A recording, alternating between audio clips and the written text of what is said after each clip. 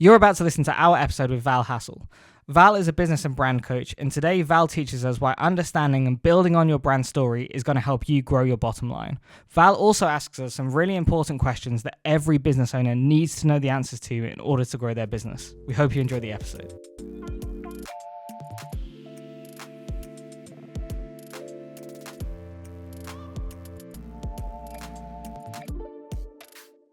Despite 15 years experience working in kind of branding and marketing, when you set up your own business, you admitted that you kind of wobbled despite all of that experience. Why? Yeah, I did. Yeah. So now I can look back and look quite rationally on why. But at the time, I didn't really know what was going on. I think this is something that's really common for people who are setting up their own business, but also within organisations stepping into new roles too. And basically what it's about is when you put yourself out there and suddenly it's about you, all of your alarm bells in terms of your ego's built to keep you safe start firing and go, don't put your head above the parapet, the tigers are coming to eat you. Yeah. Get down. And so that's one part is we're programmed to worry about what other people think of us because that keeps us safe as humans. We're group social animals. And the other part that for me was actually about the identity that I'd attached to a work scenario of who I was, and that sort of actually kept me safe. And I think this is another thing that people massively underestimate how much we do this. We create our sense of self based on what we can do, not who we are. So when I stepped into my own business, suddenly it was like, hey, it's all about me. Oh my goodness, who am I? And because all of that was stripped away. So it was an odd time. Yeah. What did you just say there? Say that thing again. What you do? What did you say? Okay. What did I say? Oh God. So I think we very easily underestimate how much in our culture, in our society, we place value and our sense of self on who we are, what we've achieved, wrong way round. Yeah. We place value on what we can do, what we've achieved, and not just who we are. It's interesting. Yeah, it is interesting. Yeah, I think just personally, so while you were talking, the thing that I was going to say is I definitely forever have attached I wouldn't describe myself as having a difference between the work that I do and who I am. Yeah. So that is quite interesting. So when you discovered that, yeah, how did you feel? I felt lost actually. I think I'd stepped out of my old organisation at that point, and I felt just that sense of I don't know who I am. And I actually had quite a dark few months where I just thought I don't know what my value is. I don't know. I can't see what I bring. I can't see myself. And it was pretty rough getting through that. And I think, I suppose why I do what I do now is because I think if we can shift that, if we can get people actually, I have a sense of self, a sense of worth, a sense of value in who I am. It doesn't matter then where you are in the world and where you put them and what they put their energy into. You carry that with you. And that's then the shift is you're not then dependent on external to define whether you're valuable or not. You're valuable because you're a human, right? So that's the deep bit of the work I do. And obviously that comes out in you show up with authority and you can sell yourself better and you can go for your next role or put yourself out there, on a podcast. Ta-da! Yeah. That was too slick, wasn't it? Yeah. It's an incredible idea. I think it's interesting for us because I wouldn't say, so I guess when you transitioned away from employment to self-employment, while it was similar, it was very different in many ways as well. Whereas for us, we left the marketing agency to run a marketing agency. So the job in itself didn't change, if that makes sense. So I don't think I personally don't know about you, have had that moment where I lost the thing that I did, if that makes sense. It still followed me around. What do you mean by so, lost? I've always been a marketer. So like I've never like stopped doing that one thing. I went from one job to the next job in terms of like from Era where we were to 1225. That thing has followed me. So I'm quite interested to know, like you said, like so let's say you walk away, you go into self-employment. Then there was you had that like sense of identity lost a little bit, and then you said like there were a couple of like dark months while you tried to figure it out. Like, how does one go through that process of figuring it out? Just rocking the corner. No. Okay. So I don't think it's linear, and I think as well, like in a way, like our lifetime journey is like figuring out who we are. That can be fun, right? And we get to redefine that, and we get to, you said I'm a marketer. Well, what if you weren't a marketer? Like, what then would you want to be?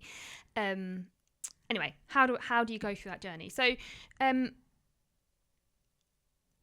there's not one direct way, but ultimately, what we're looking to do is to shift the validation of your existence from external to internal. That's in like the big picture, right? So one of the reasons, in some ways, what I do didn't change, but I didn't have someone going, "Oh, that's a great job, Val. Well done. Oh, I really love it. Like that copy, that's nailed it." Okay.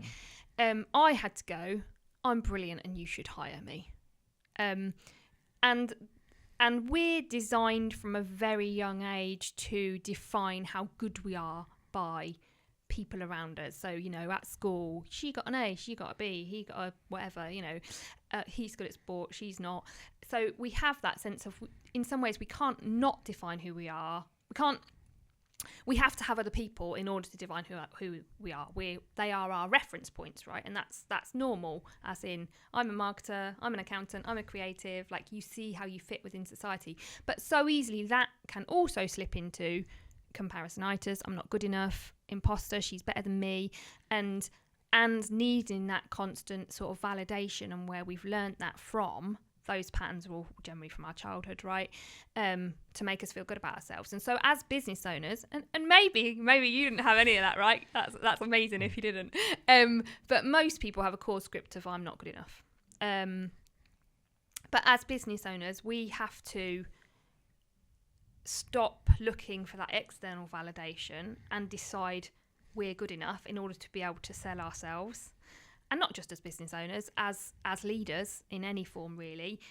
There's a point at which you step into a role where you need to be safe and secure enough in yourself in order to not need that in the same way. It's an ongoing growth process, I think, absolutely. But that's the journey. How did I do it?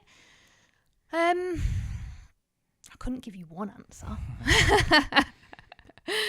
I got support. I did things that scared me. I did my TEDx, which at the time was it was pretty darn scary. Not because I was standing on a stage in front of people, because I'd done that a lot of times, but because I was saying this is me, and if you choose to reject me, I'm okay with that. And I kept going, and I kept doing the work, and I kept learning, how do I bring my physical body back into a sense of safety rather than in fight or fright or freeze, because we sort of operate in those zones loads. So there's a whole load of things. I love breath work. I think it's amazing. I use it loads because it's not linear, but it's about giving yourself the tools that then if you go up or you come down or you hit a trigger, you're like, do you know what? I can bring that trigger back more quickly. Yeah, I could go on and on and on. But breathwork, I was like almost ready to say, let's try something. And then realised we're on a podcast. That maybe doesn't sound great. But like when you do go it alone, or like even between you and I, like together, but you're starting your own business and you lose, as you were saying, you lose that external validation piece, even if it is just your boss saying that, hey, that was a really good email that you sent, or whatever it may be. That is gone now. So you have to rely heavily on internal validation. How do you find internal validation? What are the things that you should be looking for? Okay, so there's no shoulds, but I think that it comes back to who you want to be for me. So I want to be someone that can trust myself to do what I say I'm going to do and show up for myself. So let's say I'm sending out 100 DMs a day to potential clients Not saying that I do that in any way, shape or form, let's be clear. And none of them reply, and therefore I could feel really rubbish about that. But actually, did I show up and say, I believe in myself? Yes. I set this goal for myself and I've done it? Yes. So, and did I decide? I think the other thing you can do is say, and I feel proud of the fact that I've not let myself be disheartened by the fact that no one's replied. So your reactions, what you've done, and how you choose to feel about it, like, do you feel good about who you are in that? And that starts to build like self-trust and feel good and internal, like, you know what, I'm all right with myself, even though they haven't all replied.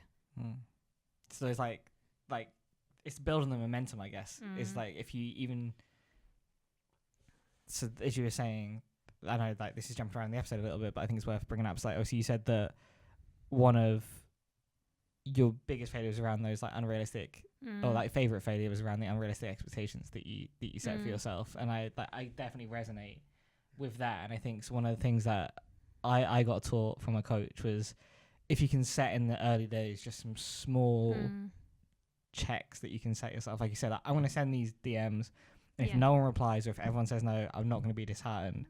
Just being able to like, actually the thing that I set for myself was the feeling of not being disheartened and checking that off, like that is quite achievable.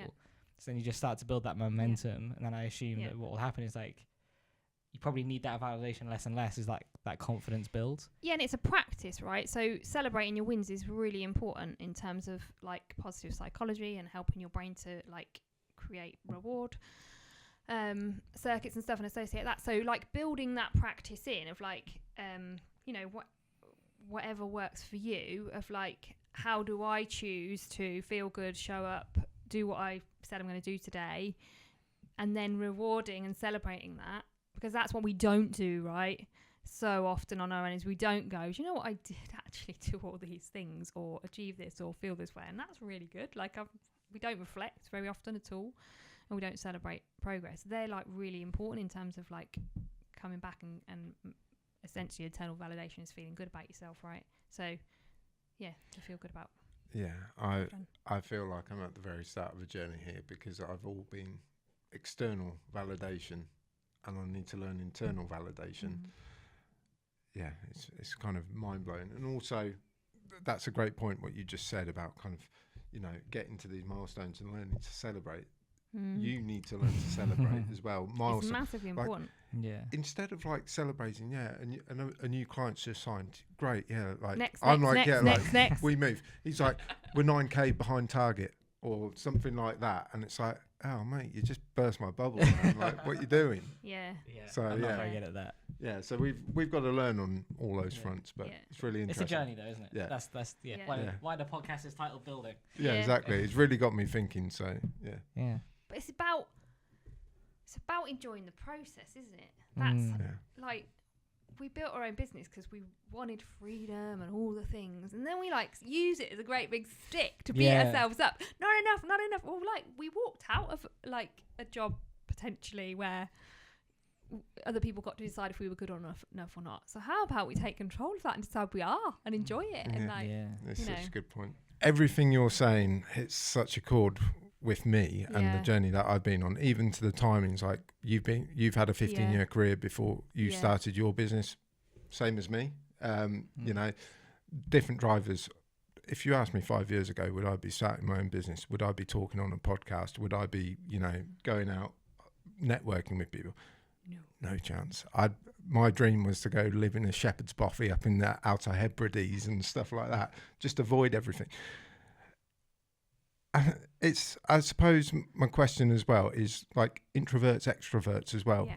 Are they the same? It's just the way they display it. Are they all on the same kind of journey when it comes to kind of finding themselves, or is it easier for some type of people than others? I don't think you can put it into boxes. I think we're all individuals, and everyone's the struggles. Okay, if you're an introvert or an extrovert, you might get your social battery charged by being with people, or you might not, right? That's my partner's an introvert, and he loves spending time with people, but then he needs to go into a cave for like 3 days, not speak to anyone. I typically, people would have seen me as a confident extrovert, I'd say, but absolutely that things like humour can be used to like mask and deflect and all those sort of things. So it's not just because that's how you display it doesn't mean what's going on inside is any different. So the work still has to happen, whether you're an introvert or an extrovert. Okay. And also, everyone's going to have patterns in there that have formed their responses to other people that have developed through their childhood that will then be their go-to patterns, and all of those will be different. So there's no... I don't think you can put it into boxes, or it's easy or it's not. And of course, some people, might find showing up on video really, really difficult. That's a pretty normal one, I think. Yeah, me. But there's different, and ultimately, you don't want to. If you say you're promoting your business, you don't want to exist in a state where you're constantly like in this like freeze or fight state. You've got to work with your responses and where you are. So find the thing that, like, okay, it might stretch you a bit. How do we bring ourselves back down? How do we get to a place where we feel safe with that? Make that work for you. If you want to go somewhere else and we want to move it on a step, great, let's do that. But let's not be like, right, I'm going to do this, because your body's just going to go into like, whoa. Yeah. So it's about working with the individual. I think the other thing you said that like I was looking at you as it was said was around the validation piece and turning that from, you knew I was going to say that. Yeah, I knew it. The external validation into the internal validation. Like, I think for both of us that has been a different journey in different ways. But we did how long ago is it now? Like a month ago when we did that 9 lessons we've learned in the 12 months of running 1225. Yeah. And one of them was how much, like in the first year, we had made business decisions based on the external validation piece, right? Whether that be, we need to go do this thing because like that'll give us a nice logo that we can put on the site that will make people think that we're a real company, or like get in an office. There's like all those like that really rang true of me. Like I imagine like of all the things that business owners have to go on in terms of the journey to getting ready to put themselves out there, learning how to go from external to internal validation is probably one of the most difficult. Yeah, and it's a massive personal growth journey, isn't it? Running your own business. And I think that's a massive shift, and I don't think it just flips overnight either. It's that continual process of going back to like, well, what do we need? What does the business need? What do we think? What do we bring? What's our value? What's important to us right now? Like all of that, like recentering, refocusing, and learning to trust and make decisions from you, not from like reactionary. So there's a way you can explain it, which is like, actually when somebody has an action over here, you're going to have a reaction over here, and your power is in the space between and what you do with that. So creating that space is really important so that you can take control. And so we're generally used to like reacting, and those reactions will come from your subconscious patterns, from your the things you're used to doing to manage whatever's going on, that will again have been formed from a really young age. And so what we're learning to do is stop, reflect, recenter, whether that's a strategic decision, whether that's an intuition decision, but before you react, actually sort of take back your power in that space between.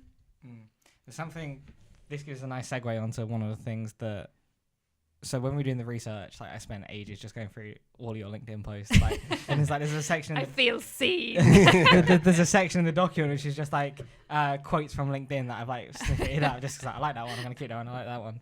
The one that sticks out, and I think it is on the validation piece to a point, is you said something along the lines of like 90% of my clients want other people to see the value that they bring, but they forget to do it. So yeah, just talk to us about that a little bit. Yeah. So so my ethos, philosophy, whatever you want to say, is you can't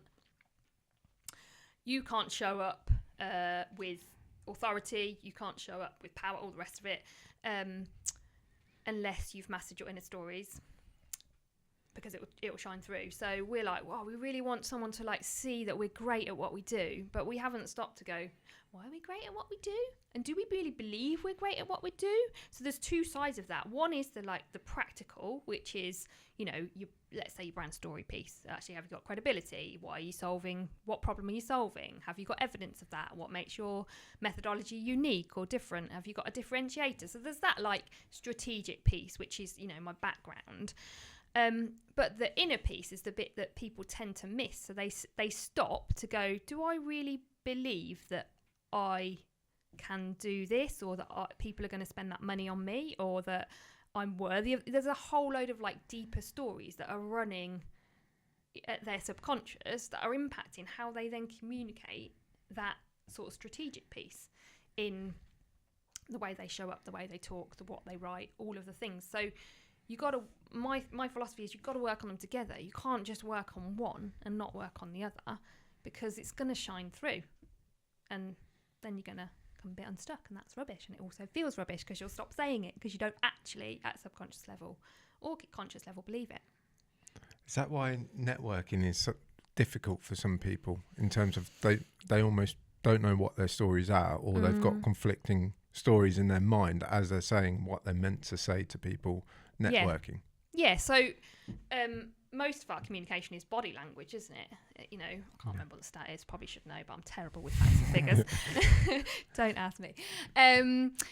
So we might be saying the words, but our body language is saying a whole load of different things. And so networking strips all of that away, doesn't it? Actually, it puts you in the spotlight. You've got to be there 100% with your story, with your body and your words. And you're saying the words, but your body's going, I don't really believe it. So it doesn't carry. Yeah, I wonder if...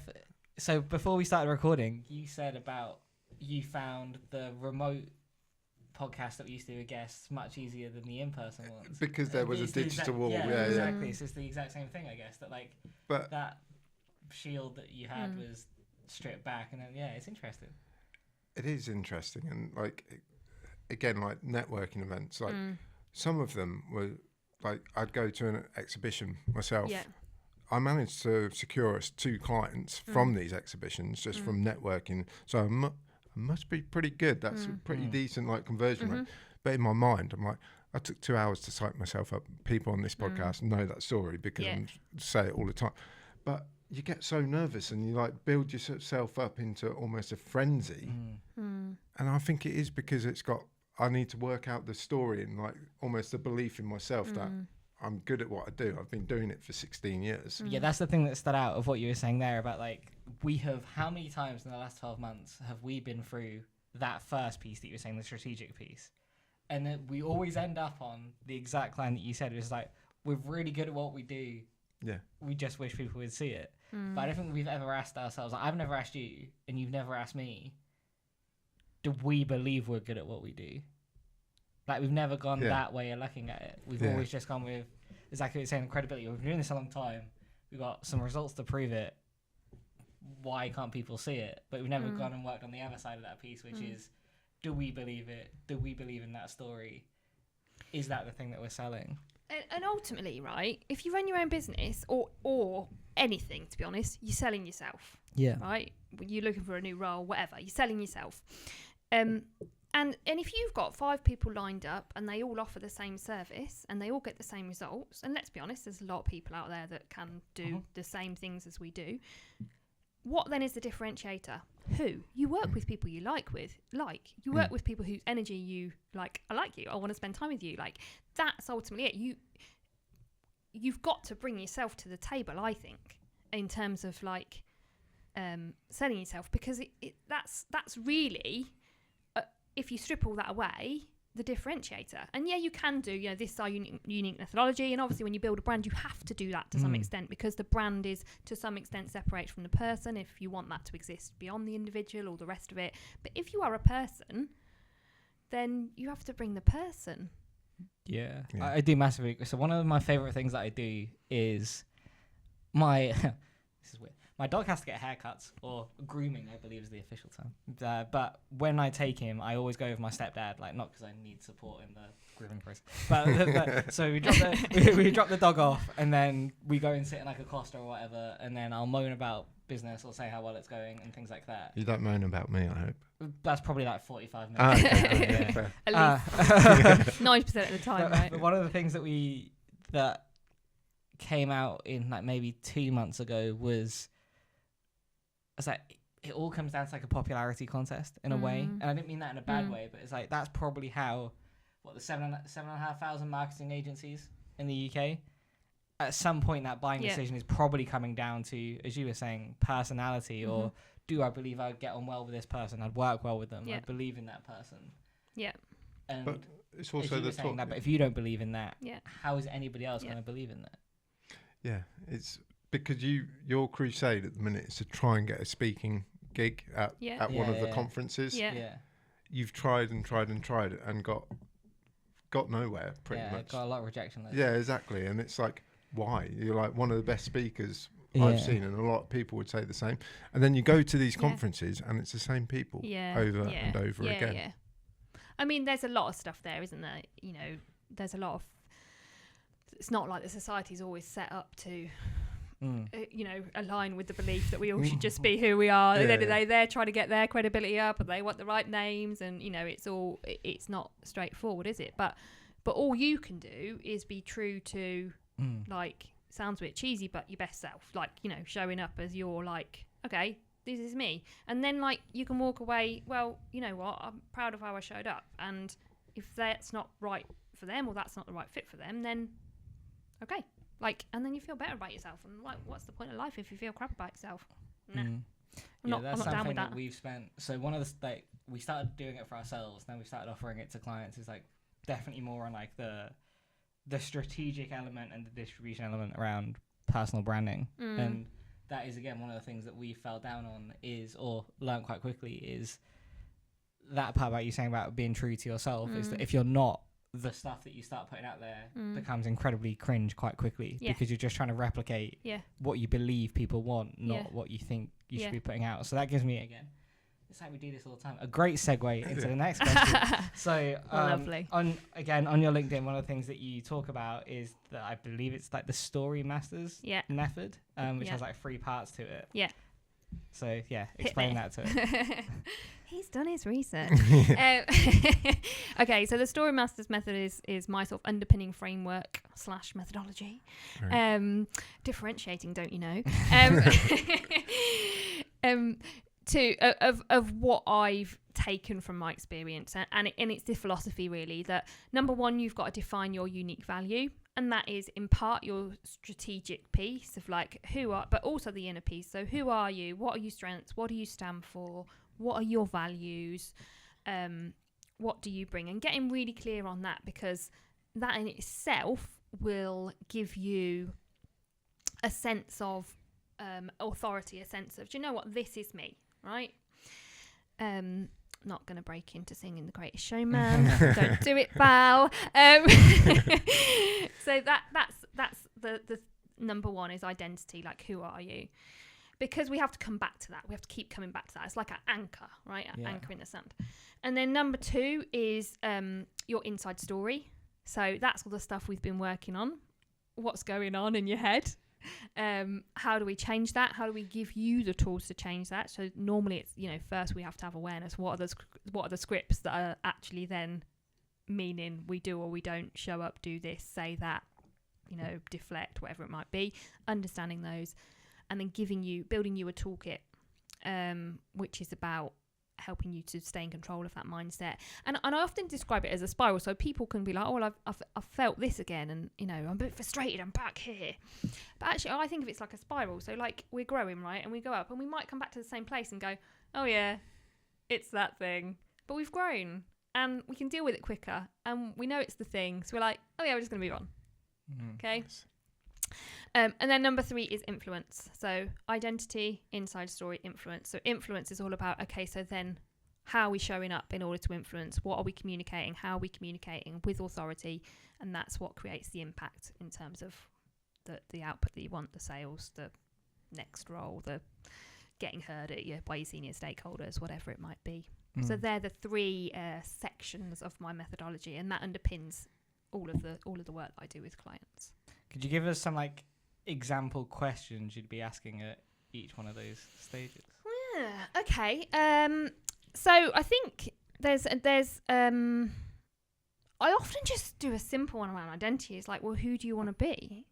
So, and sometimes people are like, well, I want to be this, I want to be that. But an easy way to do this is to think about, well, who do you admire and what do you admire about them? So often people will be like, oh, so let's talk about speakers, right? Think about the speakers that you think, oh, I'd really like to be like that. Yeah. What is it you admire about I mean, your them? TEDx was great. I watched this one. Thank you so much. What is it you admire about them? And what, and from that often tells us more than we realise, because we're like, oh, I didn't realise that I wanted to be that. But actually I do, because what we see is parts of ourselves in other people, right? And that's what attracts us sort of to them. So that's a really good starting point. If you're like, who do you want to be? Show me a leader you want to be. What inspires you about them? What are the values that they're living and breathing? And start to capture those and create your like, this is the best me picture that I want to anchor to and that I want to be. So that's a really good starting point in terms of the identity piece. And then the work is about bringing you back to that, changing your habits and align with that, making sure you're saying things that align with that, etc. So obviously with the golf, like, it might be a mock thing or something like that, but I seem to get this arrogance or this like massive surge of confidence on the course. I think it's mind games to put you off your game, but how can I transport some of that feeling and being almost like a class clown into work where I feel like I'm very, not bland, but I'm professional and like very kind of reserved and don't push the boat out a bit. Like, there's two contrasting ends there and two stories. How do I get them somewhere in the middle? Well, my first interesting observation of yourself is... Oh, I'm getting analysed here. I like it. Is class clown. So is a class clown, is that true confidence? Or is that another... Act. Is that another protection? So, we have to go a bit deeper, as in like, what's really going on? What are you really feeling on the golf course? Is it really like, do you know what, I actually am really good and I'm going to nail this? Like, right? Or is it, I'm just going to look like a nail it because maybe I will? Yeah. I think that's more the case, isn't it? It's, So it's definitely not that I'm really good at. So. No, unfortunately we not. We talked about introvert and extrovert and how we present, and we might present differently in different places, but actually it might well be the story's the same. Or you might have a story around, I'm really good at this and I'm not really good at this. We don't know that yet, but our job is to find out. Yeah, fair. That's interesting. Yeah, I'm still stuck on the looking at people you admire and then like trying to understand why you admire them. Like, I don't think I've ever done that before. Like, could I reel off some people I admire? Yeah, definitely. Could I explain why I admire them off the top of my head? I don't think so. What do you love about them? What do you like? Oh, I wish I could. Yeah, I don't know. Like, I need to think about that. So I think that of like the things that we've spoken about so far, like, I think the one thing that I'm actually going to do today is just like have a look and think like, okay, what is it? Yeah. And then build up. This is something that we're working on with George at the moment, right? So like, George, we're working with you on breaking the fourth wall. We're working with George on our personal branding. So like you put like a schedule together for us and things like that. And we're a couple of weeks in, and then we had a conversation at this table actually saying we probably haven't found the right pillars yet. Like they don't feel like what I want to talk about, or like that's what this person does doesn't mean that's what I want to do. And like, I guess to a point, like in the start, you always are trying to like imitate something, right? It's like the fake it till you make it. But understanding why, like, I'm trying to imitate that person, or why I'm taking that like pillar to be talking about. I don't think we spent enough time on that. I wonder if that's something that we do together. I think that could be quite interesting. Often that exercise highlights values as well. So you might say, oh, my values are integrity and creativity, and these are the things that people often say, and there's nothing wrong with that. Obviously they're good values, but it's interesting as you go through that process and go, what do I admire about them, and then that reflects back, well, actually I obviously value those things. I think they're important. So if I re-look at my values through those lens, is it different? Is it different? What do I really care about? Like, what do I really want to align and show up with? So bit different. Yeah, it's amazing. And the fact that you're stuck on point one, I'm stuck on point two. At the minute, all I can visualize, I'm hardly thinking on the podcast, all I'm visualizing is like a four-way tug of war of like key stories in my mind of like what I am, you know, father, business owner, golfer, all of those bits, and how I'm different in all aspects of that, and how, using them, there's a lot of good in there. I just need to find that. And I just need to define and understand, okay, what are these stories telling me and how I can use that and power. So there's a beautiful exercise you can do here. And I did this, like one of my first experiences of coaching when I was back in employment.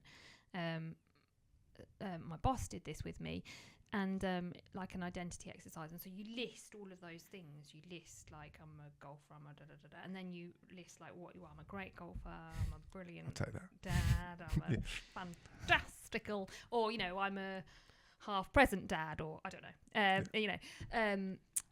And then you think about who you want to be, and then you put the new descriptors in. So I'm a really fun mum, I'm a amazing runner, I'm a whatever it might be, smashing it business owner, and then you look at, okay, well, what needs to change around my thoughts, what needs to change around my actions, like how do I then make that shift from here where I am, from here to who I want to be, and then that's, you know, that's the sort of coaching process of breaking that down and working with you to actually work out what that looks like and keep you on track. But it's a really nice, it's a solid framework to go through as well, and that identity piece.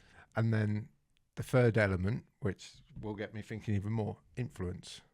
What are the exercises, questions we can ask around the influence element? What do you want to know? So this bit depends on what your goals are. So this will then vary depending on, you know, who you are and what you want to achieve. So it might be, I want to go and smash that pitch. And so the work then is to work with you on that. It might be I want to show up like full power on the podcast. It might be I want, you know, someone around a board table to listen to me and sit up and respect what I've got to say. And so the work that we've done in 1 and 2 lays the foundation for enabling you in 3. Okay. There are sort of exercises that then you can draw on to like prep you for those things, but generally that work I do then is sort of focused on an outcome or a goal.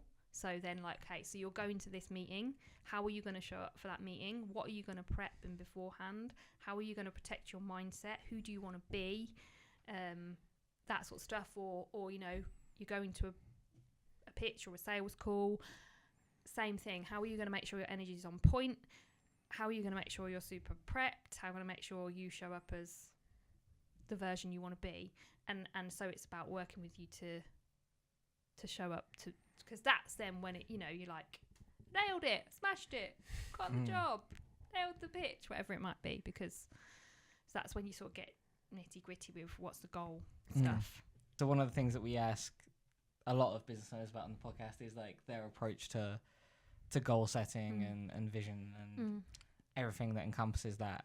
And I would say definitely that I'll write them down at the start of the year, but then I don't look at what I've written down again or think about it until December the 31st when I'm doing it again for the following year. I do think that I can see the value in checking in with that, especially the feeling of achieving it, I guess, more frequently, because I think that doing that for me would definitely alter like what I'm thinking about needing to get done in like a week or 2 weeks or 3 weeks, whatever that time period may be. And I think having that, like having those hard stop points are good as well. So, you know, quarterly checkpoints of like, actually have I, at the beginning of the year, I tend to do, these are the things I want to do with my family, this is what I want to do for the business, this is it. But I do it from who I want to be generally. You can be like be, do, have. That's a really good framework, coaching framework.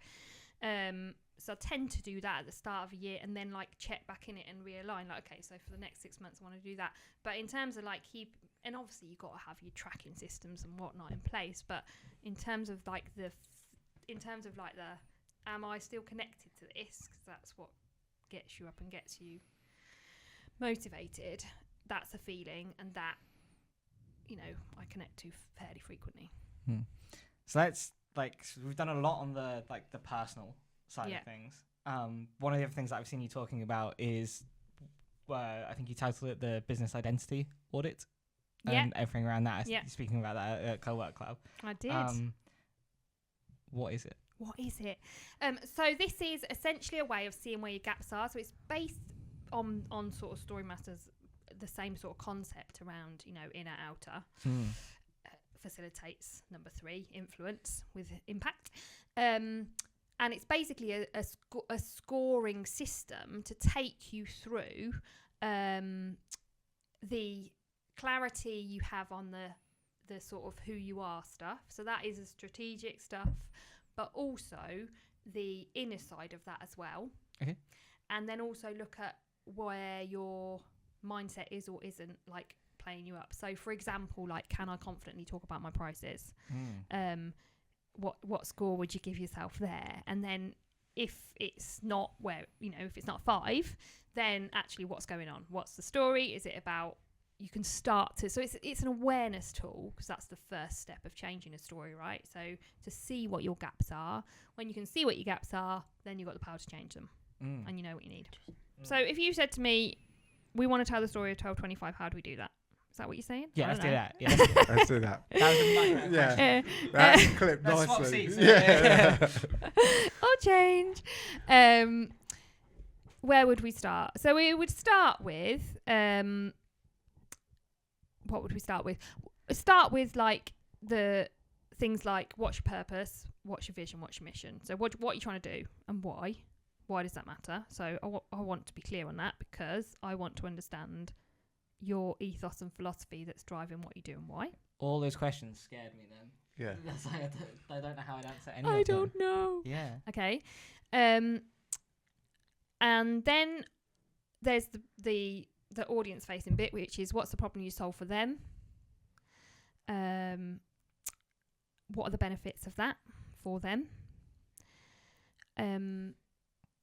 What is different about your what's the process or methodology? What are you going to take me through? So there's the steps of working with you, which gives me reassurance. What's your credibility and authority in the space? 16 years, I heard you. Yeah. But what else? I want to know the results. I want to know, if it with agency, it's usually clients, and I know you do stats far better than me.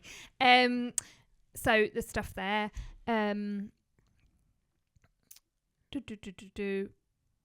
So credibility, connection is important too. So why are they going to choose you? Is it because you're 2 nice chaps from Northampton? Is it because you actually are trying to change the world in some way, shape or form? Is it because you've got a certain passion for a certain industry? Is it because... So getting clear on something around that is your positioning piece. So all of these are like, I see them as like ingredients, and then we like craft them into the shape of the story, which is saying to the client, okay, like, this is what's going on in the world. So this is like a pitch deck sort of proposition, but like, this is what's going on in the world. People have got to shift. The people that shift, like, are the winners, the ones that succeed. Like, here's how we help you to do that. Here's why it's important to us, purpose, mission, vision, and why we believe in it. Here's our authority and credibility piece, and why you should believe that we're saying what we're saying. And here's what you do next. In short, they're sort of like the key things you've got to tick. Well, so you reeled all of that off, and you said it instantly as well. Like, do you get a lot of business owners coming to you saying, I want to do this, and then when you actually ask them, initial answer every time would be, oh, I don't know? Yeah. Because we don't... Often people start out in business to make money. They don't start out with a big mission or vision or anything else. And it's an interesting one, isn't it? Because I think, like, purpose, mission, vision, there's different reasons for it existing, and there's different schools of thought on how important it is for your positioning and how much your consumers do or don't care about it. So we can go down that hole if you want to. And sometimes it's about, someone's personal vision might be want a bigger house, and maybe that's fine, but that's probably not going to sell to your audience. So why is the vision there? Like, what is the thing you're communicating to them versus what is the thing that gets you out of bed in the morning? And how are we making sure they're not misaligned or a bit weird, And then also, like, things like purpose and vision and what you stand for, like, actually a really massive part of that is about employment. So that's about the culture you want to create and who you want to attract to the organisation and how people behave. So for bigger organisations, it has a different purpose, perhaps then for your solopreneurs that actually then are like, okay, well, I really care about small business owners and I believe that small business owners are the answer to whatever, and therefore that's why I serve them, for example. So there's different ways you can use it and there's different reasons for having it. But the first point is like, well, should we have a think about it? Yeah, as in that's the thing that I was thinking in my head is like how, like I can definitely see like people listening to this and be like, yeah, I absolutely want to do that. Yeah. But I would assume that like those questions that you reel off quickly, like purpose, mission, value, etc. Like to me, that feels like a significant time investment to get those right. So, like, do you have to spend the time to get them right, or can you just like start with something on a piece of paper and work from that? Yeah. Like it grows out. Yeah. So for us, in terms of starting, all the classics like, we want to make money, have a comfortable life. Like my personal ambition for starting my own thing is obviously my kids. I want to provide for my kids. That's the number one. But I think also, especially for you, I think the key driver for us has always been we believe we can do it better. Yeah, that's fair. It's just as simple as that. And instead of being held back at another agency working for someone else, you had a clear vision. I had a clear vision.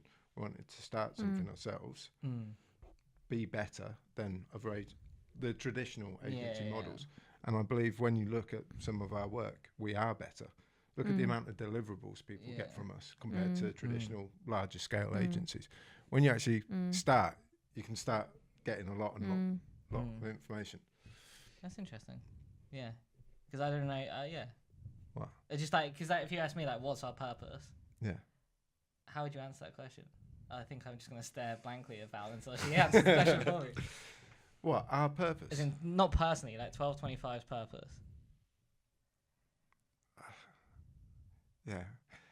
I think there's... What answers do phrases. People give? Like the common ones. I don't think...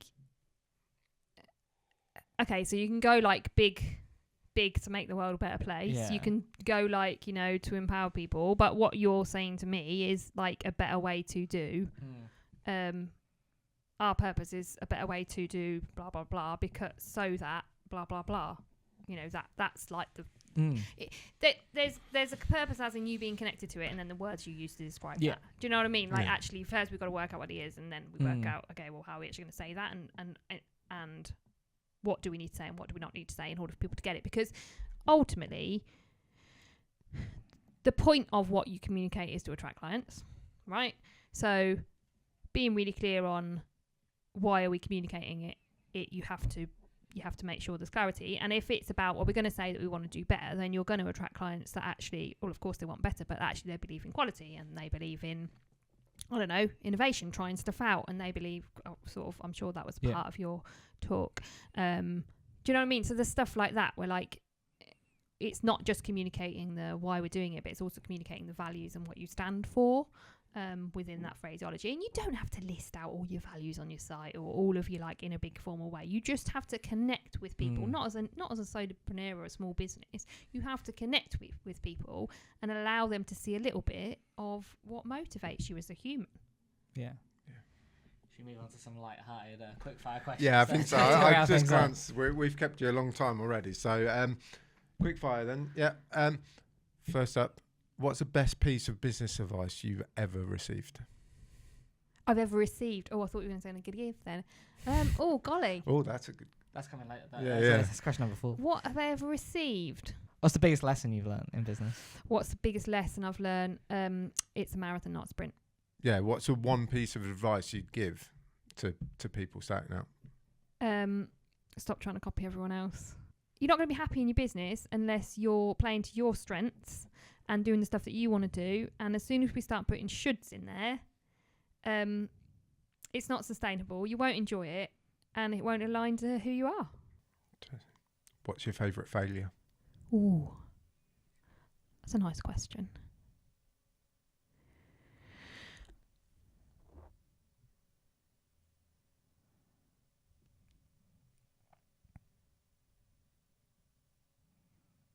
setting unrealistic expectations of myself and failing and then having to learn to forgive myself for that failing, I think.